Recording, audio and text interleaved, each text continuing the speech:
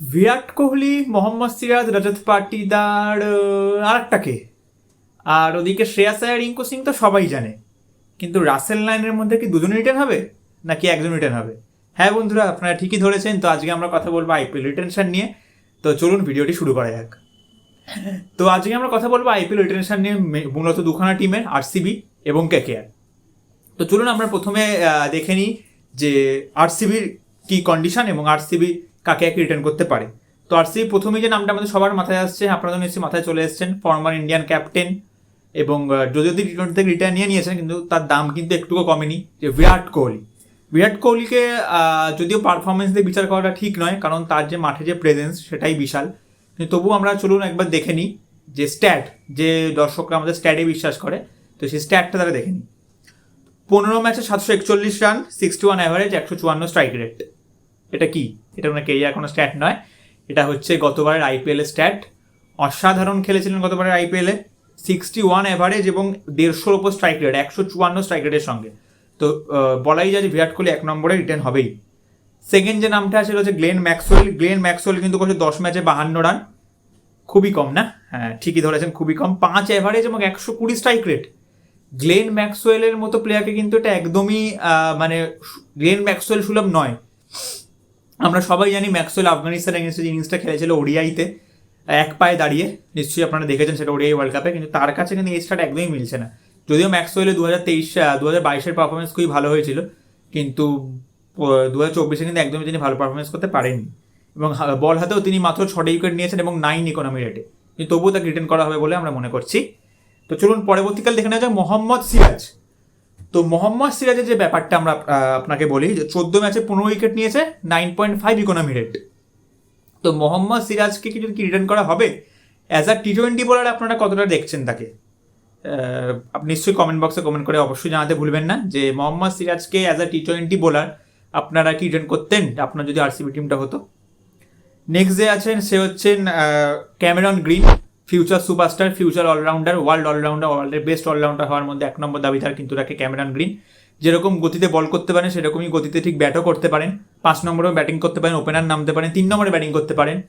এই যে তার ব্যাটিং করার যে ফ্লেক্সিবিলিটি, সেটা কিন্তু দলকে অনেকটা সুবিধা দেয় এবং 4 ওভার কিন্তু বলাতে বলও করতে পারে। গতবার 2024-এর পারফরমেন্স যদি আমরা দেখি, তাহলে 13 ম্যাচে 255 রান, 31 অ্যাভারেজ। 13 ম্যাচে 255 রান, 31 অ্যাভারেজ, 143 স্ট্রাইক রেট। তো বলা যায় মোটামুটি কিন্তু মিডিয়াম গেছে, খুব একটা যে ভালো বা খুব একটা খারাপ কোনোটাই বলা যাচ্ছে না। বল হাতে কিন্তু নিয়েছেন 13 ম্যাচে 10 উইকেট, 8.06 ইকোনমি রেট। তো বল হাতেও ঠিকঠাক, ব্যাট হাতেও ঠিকঠাক, তো তাকে কিন্তু রিটার্ন করা যাবেই।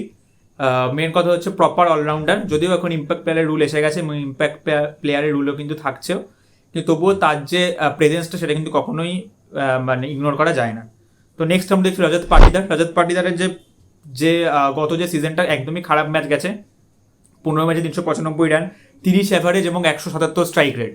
এটা কিন্তু রজত পাটিদার সুলভ একদমই নয়। রজত পাটিদারকে আমরা জানি বিগ বিগ হিট লাগাতে, এবং স্ট্রাইক রেট যদিও প্রচুর বেশি, কিন্তু রান কিন্তু এবং অ্যাভারেজ কিন্তু দুটোই খুব কম।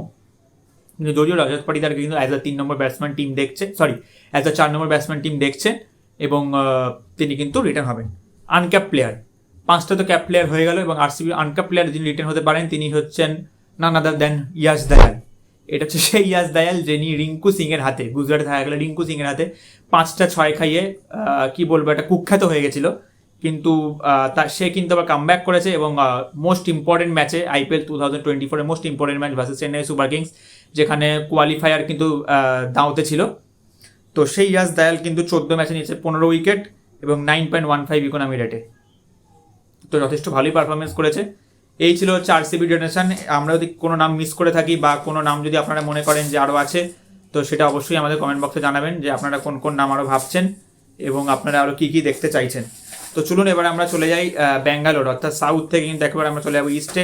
অর্থাৎ এবার কিন্তু আমরা কথা বলে নেবো যে কেকেআরের সাথে, কেকেআরের কী কী লক্ষ্য আছে। তো কেকেআরের দুখানা নাম কিন্তু একদমই ক্রিস্টাল ক্লিয়ার, শ্রেয়াস আয়ার এবং রিঙ্কু সিং। দুখানার দুজন প্লেয়ারের কিন্তু যে লাস্ট আইপিএলে কি পারফরমেন্স ছিল না ছিল কোনো ম্যাটার করে না, এটা কিন্তু একদম অটোমেটিক চয়েস। এরপর আসছে choice, Sunil Narine automatic choice বলে, অর্থাৎ রিঙ্কু সিং, শ্রেয়াস আয়ার, সুনীল নারিন তিনজনেই কিন্তু অটোমেটিক চয়েস। সুনীল নারিনের লাস্ট যে পারফরমেন্সটা, যদিও যদি পারফরমেন্স সেরকম নাও করতো তাহলেও টিমে থাকতো, কিন্তু তবুও আমরা একবার স্ট্যাটের খাতিরে একবার বলে রাখি পারফরমেন্সটা। 14 ম্যাচে 488 রান, 34 অ্যাভারেজের সঙ্গে 180 স্ট্রাইক রেট। ধরতে পারবেন না যে ব্যাটসম্যান নাকি বোলার। এবং বোলিং হাতে যদি দেখি 15 ম্যাচের 17 উইকেট এবং economy rate is outstanding 6.69 economy rate, which is the outstanding in T20 cricket. তো সুনীল নারিন অটোমেটিক চয়েস। এরপরে আন্দ্রে রাসেল অথবা ফিল সল্টের মধ্যে যেটা খবর আসছে, আমাদের সূত্র যেটা জানিয়েছে যে আন্দ্রে রাসেল কিন্তু রিটেন হলেও হতে পারে বা না হওয়ার চান্সও কিন্তু আন্দ্রে রাসেলের আছে। তো আন্দ্রে রাসেলের লাস্ট সিজন পারফরমেন্স 14 ম্যাচে 222 রান, অ্যাভারেজ হচ্ছে 31 এবং স্ট্রাইক রেট 185। স্ট্রাইক রেট অত্যন্ত ভালো, কিন্তু অ্যাভারেজ অত্যন্ত কম। এবং ম্যাচে কিন্তু 19 উইকেট নিয়েছে, 13 ম্যাচ খেলে 19 উইকেট নিয়েছে। ইকোনমি রেট 10.6, উইকেট হতে একটু বেশি নিয়েছে, কিন্তু ইকোনমি রেট কিন্তু খুবই খারাপই বলা যায়। এবং তারপর আছে ফিল সল্ট কিন্তু যতদিন খেলেছেন, অর্থাৎ যে 12টা ম্যাচ তিনি খেলেছেন, অসাধারণ পারফরমেন্স করেছেন কেকেআরের হয়ে। তো সেই 12 ম্যাচে তার পারফরমেন্স হচ্ছে 435 রান, 35 অ্যাভারেজ এবং 182 স্ট্রাইক রেট। এবং ফিল সল্ট কিন্তু ভুলে গেলে চলবে না, ফিল সল্ট কিন্তু ব্যাটিংয়ের সাথে সাথে ওপেনিংয়ের সাথে সাথে কিন্তু উইকেট কিপিংও করেন, তো সেটাও কিন্তু মনে রাখতে হবে। আনক্যাপ প্লেয়ারের মধ্যে কিন্তু দুখানা নাম আসছে, 1 নম্বর হচ্ছে হর্ষিত রানা এবং 2 নম্বর হচ্ছে সুয়াস শর্মা। তো হর্ষিত রানা যদি প্রথমে একটা আপনার বলি যে হর্ষিত রানা 13 ম্যাচে 19 উইকেট নিয়েছে, 9.08 ইকোনমি, হুইচ ইজ গুড। এবং সুয়াস শর্মা কিন্তু ম্যাচ খুবই কম খেলেছেন, 3টে মাত্র ম্যাচ খেলেছেন, তার মধ্যে 4টে উইকেট নিয়েছেন এবং 9.09 ইকোনমি রেট। তো ম্যাচ খুবই কম খেলেছেন, অর্থাৎ সুয়াস শর্মা কিন্তু যাকে বলা হয় কেকেআর এর নীরজ চোপড়া, কারণ তাকে একটা ওরকমই দেখতে। তো হর্ষিত রানার কিন্তু রিটার্ন হওয়ার সম্ভাবনা অনেক বেশি। তো হর্ষিত রানা আনক্যাপ প্লেয়ার হিসেবে কিন্তু রিটার্ন হতে পারে, বা RTM কার্ড দিয়ে কিন্তু তাকে আনা যেতে পারে। তো এই ছিল আমাদের আজকে প্রিভিউ, বলতে পারেন যে রিটেনশন প্রিভিউ বা রিটেনশন যে পসিবিলিটি আছে সেটা আপনাদের সামনে তুলে ধরলাম। কোনো নাম যদি আমরা মিস করে যাই বা আপনাদের যদি মনে হয় যে কোনো প্লেয়ারের বদলে কোনো প্লেয়ার আসবে, অবশ্যই কমেন্ট বক্সে কমেন্ট করে জানাবেন, কমেন্ট বক্সটা আপনাদেরই জন্য। আর ফেসবুক থেকে দেখে থাকলে অবশ্যই ভিডিওটি লাইক করবেন, কমেন্ট করবেন, শেয়ার করবেন। ইউটিউব থেকে দেখে থাকলে অবশ্যই চ্যানেলটিকে সাবস্ক্রাইব করবেন এবং নিচে থাকা বেল আইকনটি প্রেস করে দেবেন। তো আজকের জন্য এইটুকুই, আবারও আমরা কালকে আসবো নতুন কোনো ভিডিও নিয়ে, নতুন কোনো টিমের প্রিভিউ নিয়ে। তো চলুন, টাটা, বাই বাই।